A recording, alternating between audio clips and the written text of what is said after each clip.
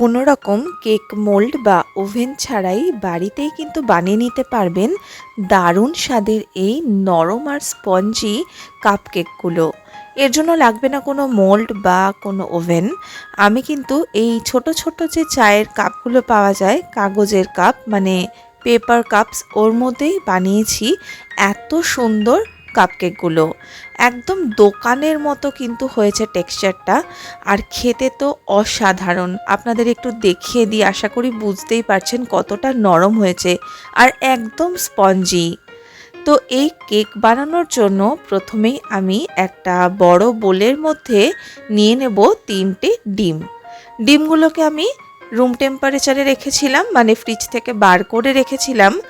একটা জিনিস মনে রাখবেন যে কেকের যত উপকরণ আছে সেগুলো কিন্তু কেক বানানোর আগে সব কিছুই রুম টেম্পারেচারে রাখতে হবে।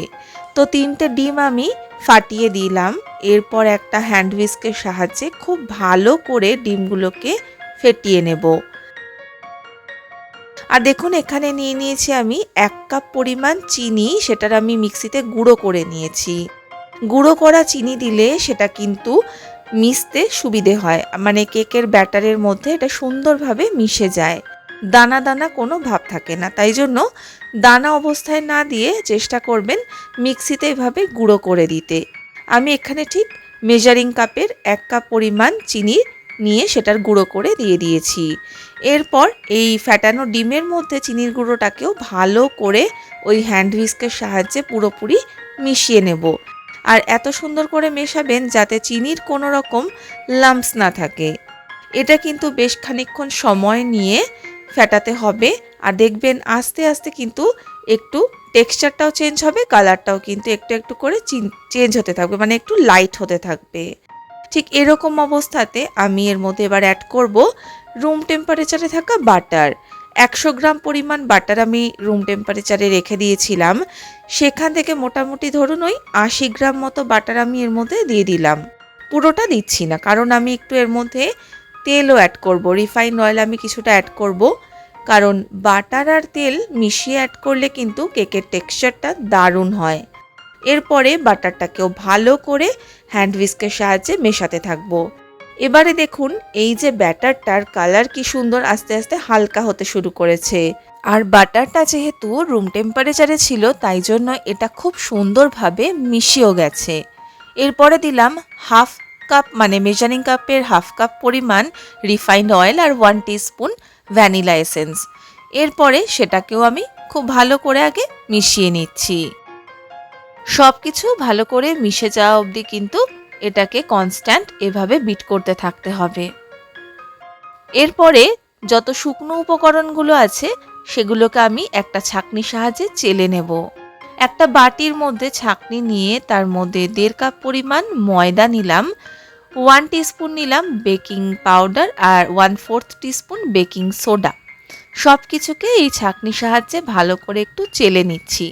এতে কি হবে, বেকিং পাউডার আর বেকিং সোডাটা ময়দার সঙ্গে খুব ভালো করে মিশেও যাবে, আর তার সঙ্গে এর মধ্যে যদি কোনো রকম দানা ভাব থাকে সেটাও কিন্তু ছাঁকনিতে ছেঁকে বেরিয়ে যাবে।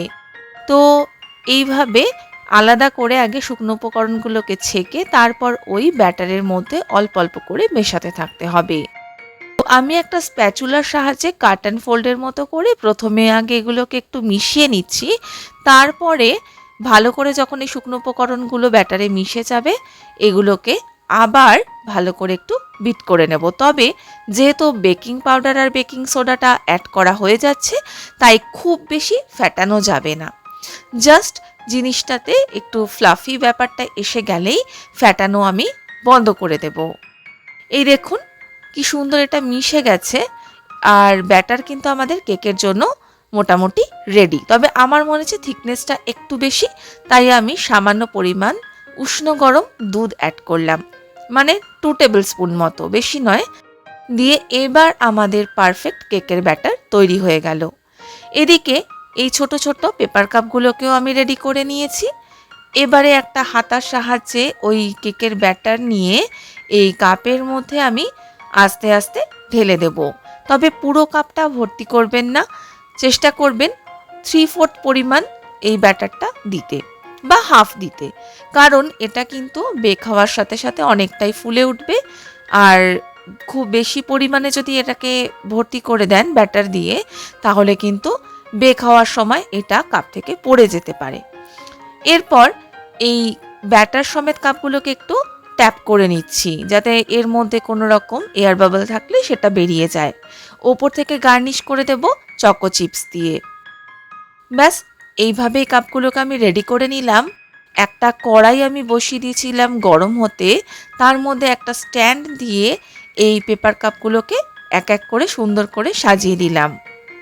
প্রথমে দেখুন এখানে আমি 6টা কাপ দিয়েছিলাম, তবে পরে আমি একটা বার করে দিয়েছি, মানে মাঝখানেরটা, কারণ একটু বেশি স্পেস লাগছিল।